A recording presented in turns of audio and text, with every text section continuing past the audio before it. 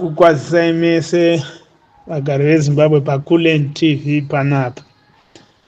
Tinotenda ndadzoka kwamuri nekuti tinofanirwa kuti titaure sevanhu vapenyu, vanhu vanotambudzika, tinenge tichingosheyawo.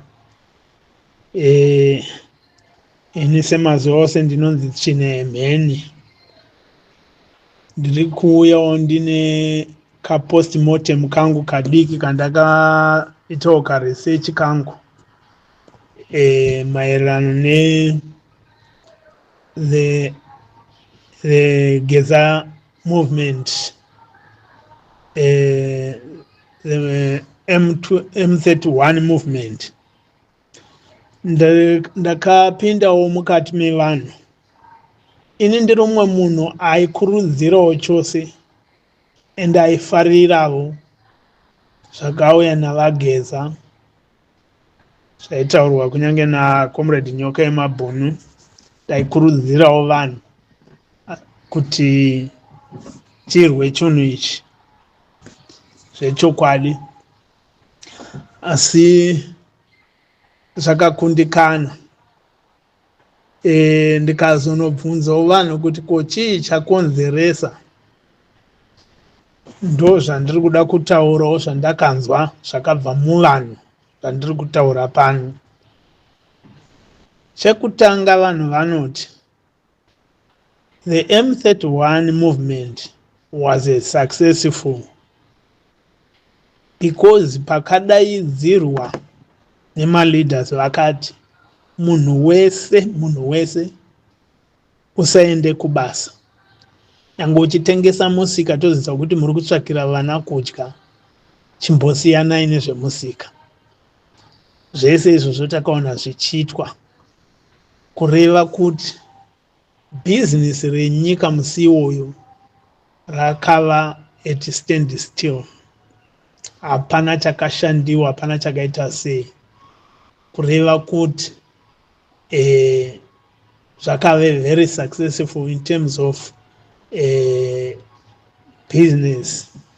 Saka ndeimwewo a blow yakaitwa muekonomi yenyika iyoyo, nokuti ikonomi yenyika iyoyo kufamba kwaiita nemarevenues osaiwanikwa musi iwoyo, mazhinji achona haasi kuuya munyika, ari kuenda muhomwe dzemalooters. Saka vakatorwadziwa nekuti anga achijaira kuba million pazuva, zuva iroro akatotadza kuluta. Saka it was a successful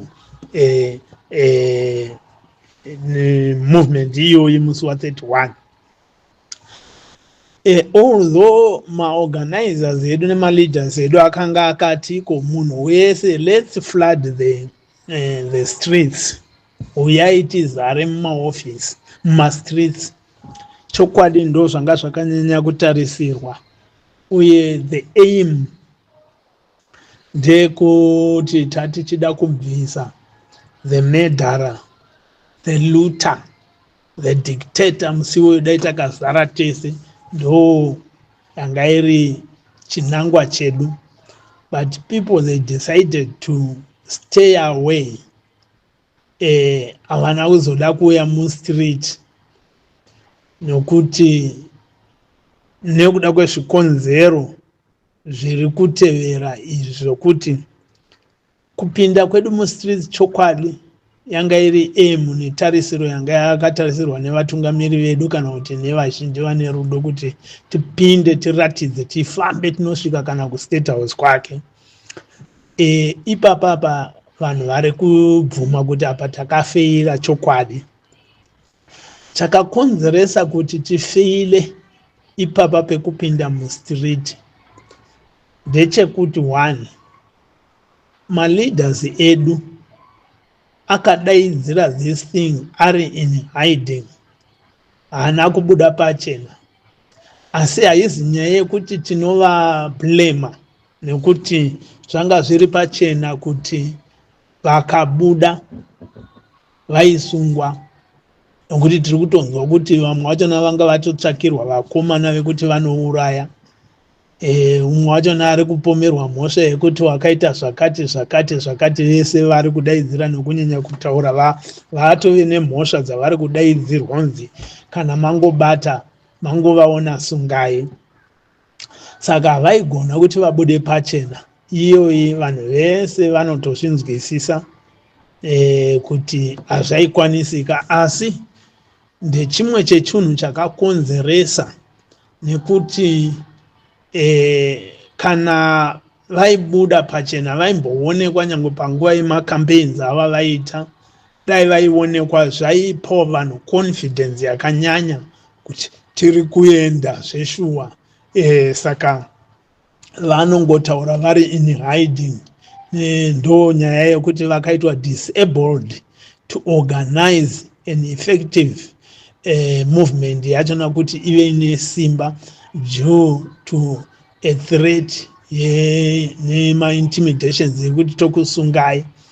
Saka zvakacontribute futi to the failure yevanhu kuti vanoungana, nekuti vanhu vanonyanya kusimba vachionawo leader wavo ari mberi. For example, zvaitwa naTsvangirai zviya zvokuti kana akati ngatipinde mustreet ndiye anenge achitori mberi. You'll find kuti zvinodhonza vanhu. Nyangwe munhu anga achitambawo bhora ari mustreet akaona Tsvangirai apinda ave mberi uko achiti ndoenda, nyangwe anga asina aim yekuti ndoendawo kustrike, aitosiya bhora iro. Nyangwe anga achiwacha aitoti beta ndisiye zvakadai ndozouya ndozviyanika ndadzoka. Zvinongostimulata the action yavanhu kuti vapinde paaction, nekuti vanenge vachiona leader wavo aripo. Saka izvo zvakakonzeresawo futi zvakanyanya. Chimwezve chandakanzwa vanhu vachitaura vanoti zvimwe zviri kunetsa mukati mevanhu ndezvokuti the same party yauraya nyika, yapaza, yawondonga nyika, yaita kuti vanhu vasiye nyika yavo vati mwarara mukati menyika yese, zvinhu zvimire nemanyamamire nerongo rezvazvirizvi. Ndimo mabvazve maorganizer anoti uyai tirwise. Ivo vanhu ivo vachibudazve mukati mepati iyoyo, vaimbovepe payaisvika pese kunowondongwa kudai, vozouya nhasi voti uyai tiite chinhu ichi. Vaimbovepi chinhu chiri genuine here ichi, kana kuti vanhu ava vari kungoona chete kuti vanhu vemuZimbabwe kunyarara kwavo, so pane something zviri kufungwa, let us find a way yekuti chimbovadisturba mafungiro avo. Saka ipfungwawo dzinenge dzichingopindawo mukati mevanhu, kunyange vanhu vanga vaine shungu yokuti vagadzirise kurwa uku, asi zvinenge zvichingofungwa navanhu, nokuti vazhinji vamwe vanoti tabuda muzani vomboita noise uko vozoona vadzoka, tabuda zvemuzani noise uko vozoona vadzoka. Saka vese vanatsenengamo ava vanani vese vari kunzi hativatrust vanhu ivava, nokuti vane zvizhinji zvavakaita kuzani ikoko uko nechi, asi vozouya zvevoti tave uku. Saka zvaingopa vanhu kudhauta. Saka vanhu vazhinji vachizvionawo izvozvo vakati aiwa ngatichimboona nefirst day, tirege kupinda mastreet nefirst day, tozoona the second day kuti atmosphere inenge yakamira sei, second nethird zvichienda mberi izvi ndoko tozopinda. Saka vanhu vanga vachitesta waters kuti vanhu ava are they genuine or they are not. Saka zvinhu zvakacontributawo futi kuti mastreets musazadzwe. Chimwe chinhu chakanyanya contributa zvekare zvemukati memastreets ndechekuti mumaguta, number one, vanhu varimo vazhinji chaivo ndeve opposition, havasi veZANU PF, and maleaders eopposition havana kutaura, vakanyarara. Kunyange vanga vachisapota nyaya iyi, havana kutaura, vakaramba vakanyarara. Saka vanhu vanga vakamirira kuti vanzwe maleaders avo kuti anoti kudii, asi kunyarara kwavo kwakakonzeresa kuti vanhu vasanzwe chinyukunyuku chokuti tibude, zvokuti dai maleaders eopposition akamirawo akapawo mastatements aitaura zvaitaura mungade makazara vanhu vangade vakaenda. Saka vanhu vakati tinogona kungopfurwa tikafai imomo maleaders edu akazopedzisira ati kwemaienderei isusu tisina kukuudzai. Saka vanhu vanga vakamirira kunyanya kunzwa kumaleaders avo kwete kunzwa kune mamwe maleader emamwe mapati. Ndezvimwe zvezvinhu zvakacontributa kuti mastreets asazare. Chimwe vamwewo vandakabvunza vakati aiwa chinangwa tatachinzwa tichichida but mustreet munonetsa ngopinda muZimbabwe. Takangoti regedzai tione the first day, kana taona mapindika maita zvakanaka the following date we will join. Saka the following day ranga rakagadzirwa nevanhu kuti tonojoina ndo pakambva padaidzirwa unza chimbomirai. Saka vanhu vanoti takanga takagadzirira zvikuru asi first day it was a day rokudi we were testing waters kuti tione kuti how depth is it, are we safe, toona kuti zvinenge zvakamira sei tozopinda. Saka the following day nemadays anga achitaurwa because vanga vachitaura kuti it shall be a consecutive thing until we remove the dictator. So the first one was to test him, and then the other days people were going to decide. Saka ndo zvakanga zviri kutaurawo vamwe aizvi. Vamwe vozotaura kuti chido tanga tinacho zvikuru but we were scared of the army because army yedu hatiitrust. Army yedu haitrustiki nekuti vanoti hakuzi kwekutanga army ichiuraya vanhu, yakauraya vanhu kakawanda chose, hapana zvakaitwa. Saka army yedu haizi kutrustika, tinongomirirawo tichiti regedzai tione kwazvichangonosvika. Zvokuti dai army yedu yaitrustika, nyika yedu nhasi ingadai isina mbogwadama pairi apa. But yagwadama nekuda kwearmy yedu. Army yedu inotrusta malooters, haitrusti vanhu veZimbabwe. Nokuti vanhu veZimbabwe iyo kana ichiti inoprotecta nyika, inyika ipi inoprotectwa isina vanhu? Nokuti vanhu vainoti vanhu veZANU-PF vanovawo inongori a handful mukati menyika, vatoita manje kutoridza pito yokuti wasara pakuluta. Nyika yese iri kulutwa nevanhu vashoma ivava vari kusapotwa nearmy iyoyi. Saka army yedu dai yanga yakavimbika ichida vanhu vayo, ichisapota vanhu vayo, yakapindira kana kuti chinangwa chiri chekudefenda maZimbabweans, tingadai taipinda mumastreet togadzirisa zviri kunetsa mukati menyika yedu.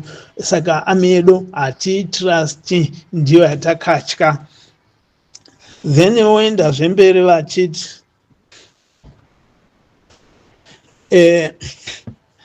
iyo army iyoyi tinoiona kuti ichiri mumuhapwa meZANU-PF nekuti tine marecords akati wandei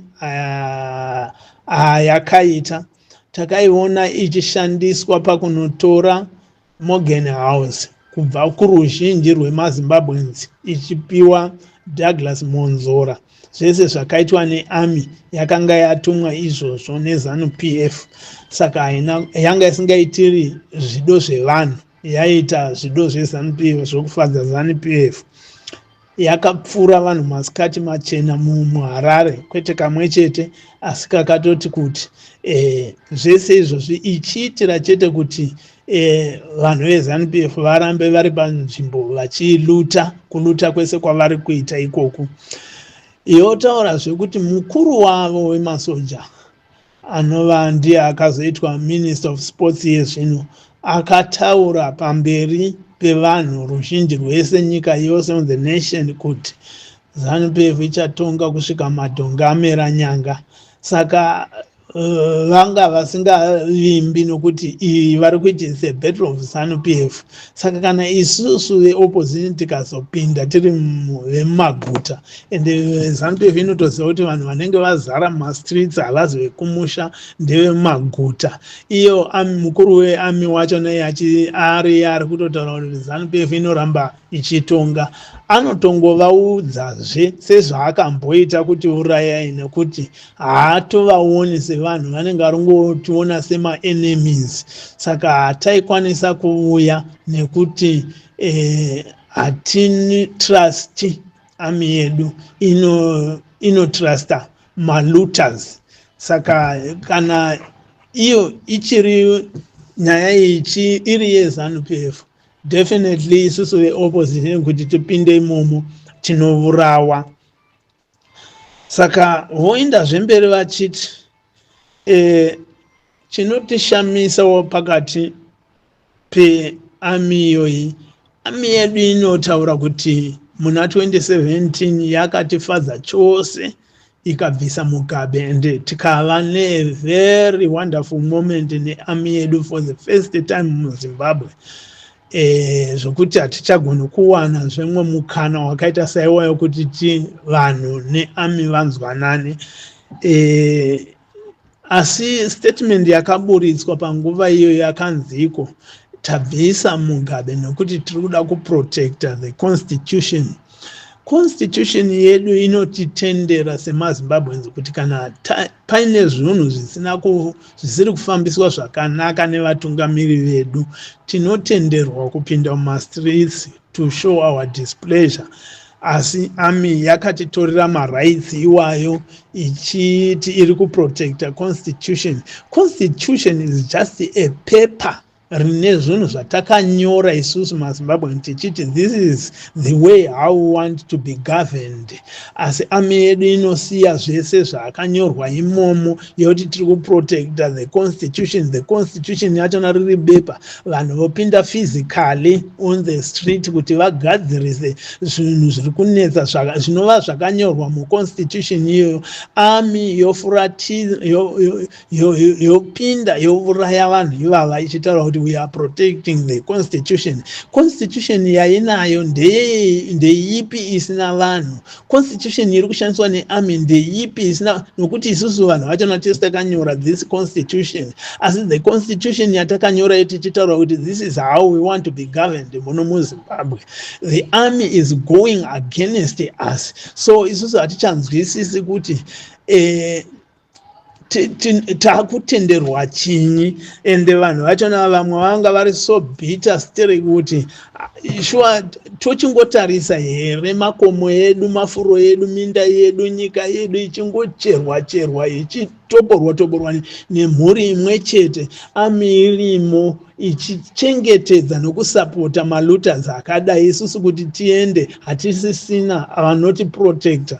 Saka vanhu vazhinji vakave nokunyunyuta kwazvo kuti isusu muZimbabwe hatisina marights, hatisisina chose chinonzi marights. Tangove vanhu vekuti hameno kuti imhosva here kuti uzvarwe uri muZimbabwe, nokuti ukangozvarwa uri muZimbabwe you don't have the right to strike, you don't have the right to show your displeasure. Nokuti kana ukada kuti upinde mumastreets, polisi haichatichengetedzi, ami haichatidziviriri, makotsi haasina justice yachatipa. Saka isusu vanhu tomira kupi? Yave mhosva here kuzvarwa? Imhosva here kuita civilian mukati menyika yeZimbabwe?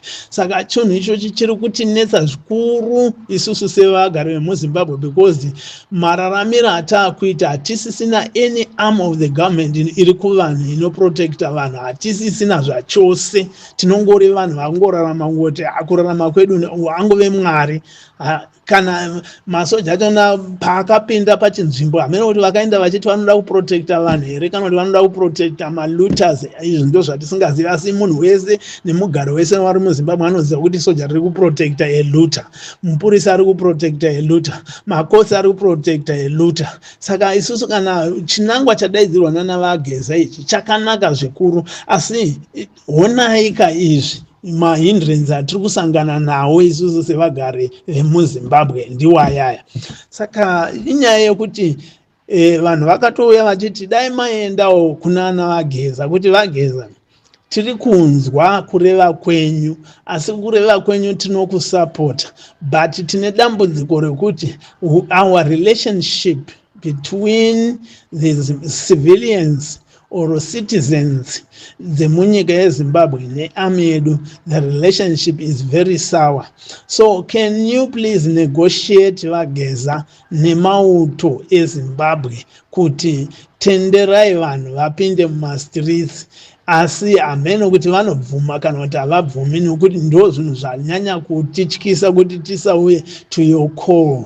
So ndombva ndanovhunza some of the war vets andakasangana navo vatinogarisana navo, nokuti angoyo vanhu vakuraramawo social life sesu.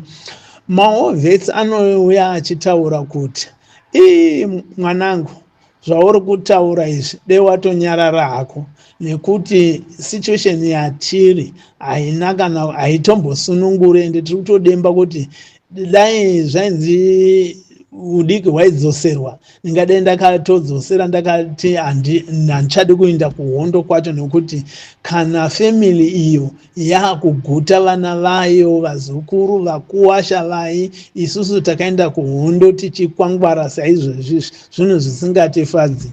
Vachipa muenzaniso wekuti tarisai muone zviri kuita machief edu mukati menyika yeZimbabwe vanopiwa motikari kamwe pamwe motikari after 5 years kana kuti pai vanopiwa motikari idzodzo. Ini ndakaenda kuhondo chaiko chaiko, handina kana motikari yandinopiwa, asi paakutopropozwa kuti tipiwe mabhasikoro, shuwa neeji yangu ndeyekuti ndichachovha bhasikoro ndichindebe mumarodhi hose aya nemijecha rega rega remuno, ndinotora bhasikoro ndichindebe naro.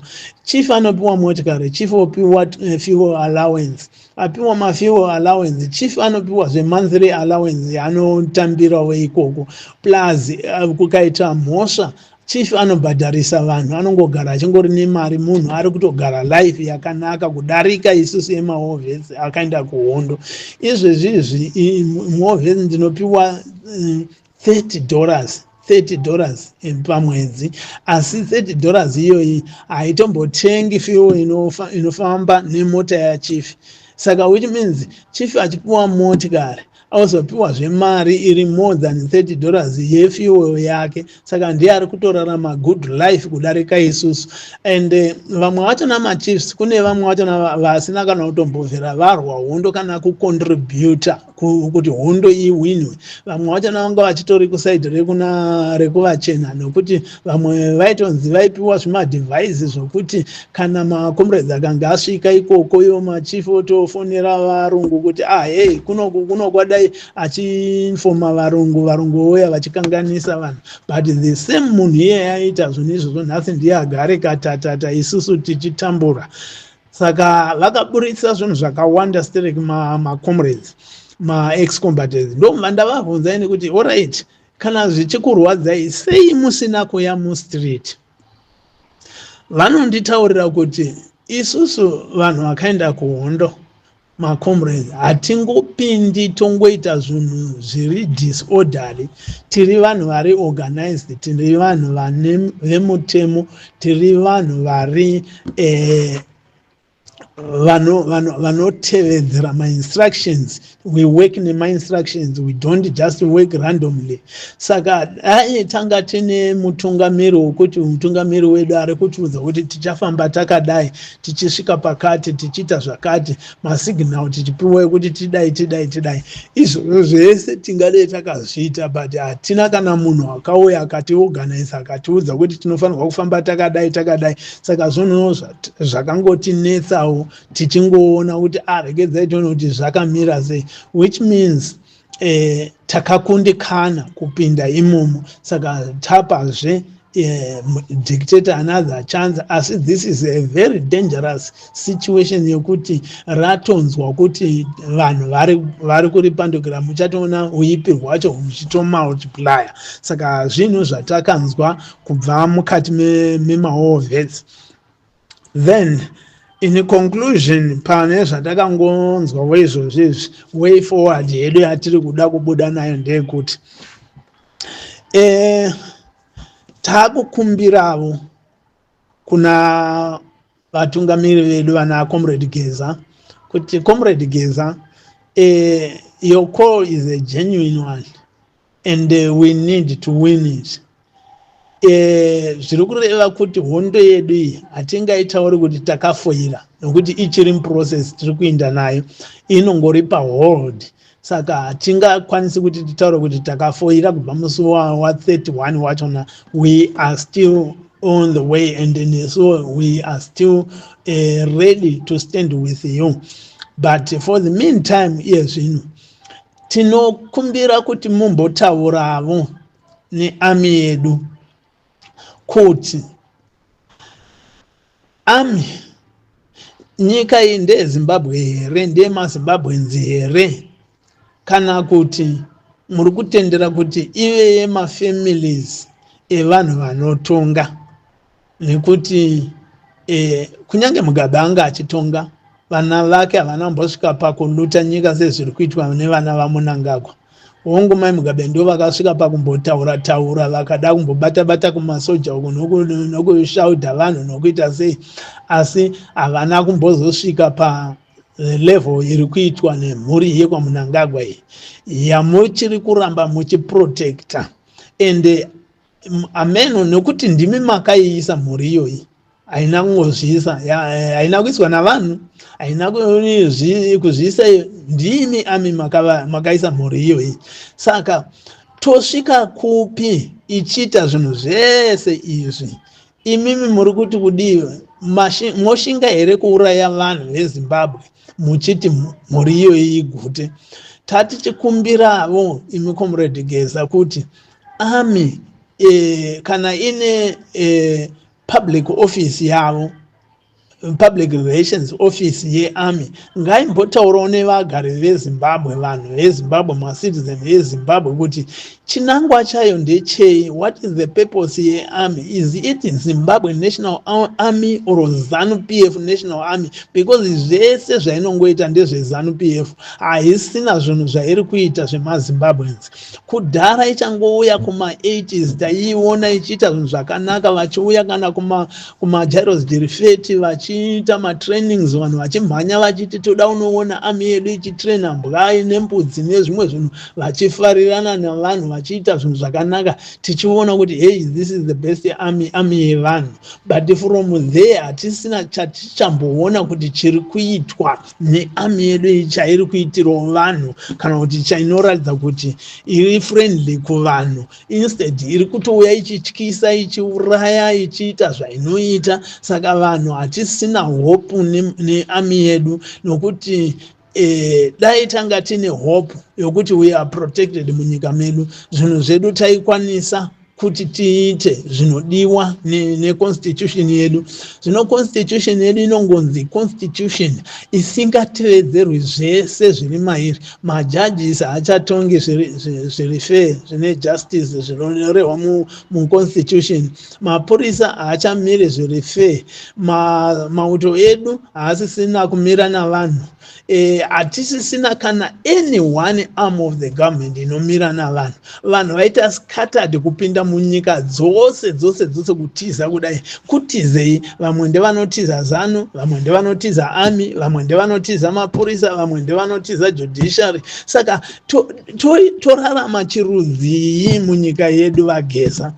Torarama chirudzii? Yoko yatibata vanhu, yabata vanhu vese vari kunze, vanhu vari mukati, vanhu vari mumajere, vanhu vari kupi, vese vabatwa. Tarwadziwa nyika iyi, hatichazwisisi kuti ndeyedu here kana kuti ipapa tibatsireiwo. Uye army yacho kana yafunga kuti idzoke kuvanhu, ngaiuye inyatsotaura itiziviso sevanhu, nokuti hatichazivi kuti tine army here kana kuti ma-enemies edu. Hakuna munhu anofarira musoja, hakusisina. Hakuna munhu hakuna zvachose chose, ndiri kutokutaurira izvozvi. Saka vanhu vanyunyuta zvikuru. Zvino army tatichikumbirawo kuti kana ine public relations office ngaibude inyatsotaura zvairi kuda. Kana isingadi kutaura tongoziva hedu kuti ami yedu inomira nemalooters nekuti ndo vayakamira navo, ndo yavakasapota, ndo yatakaona. Tinotori nemavhidhiyo akawanda ezvayakaita zvokuopoza vanhu vagari vemuzimbabwe. Saka tarwadziwa, please. Hatiziviziva kuti todiniko, todini, tobuda here tese muzimbabwe muchisara henyu mimi ami nemapurisa nemakotsi nezanu pf muchiita yenyu. Ndo mubvunzo uri muvanhu. Saka ndo finding yatakawana yatingaisa nemubvunzo watiri kusiyira kuami yedu kuti tofa here mazimbabweans, ofa here vasina kana any arm of the government inoprotecta macitizens. Muve nezuva rakanaka.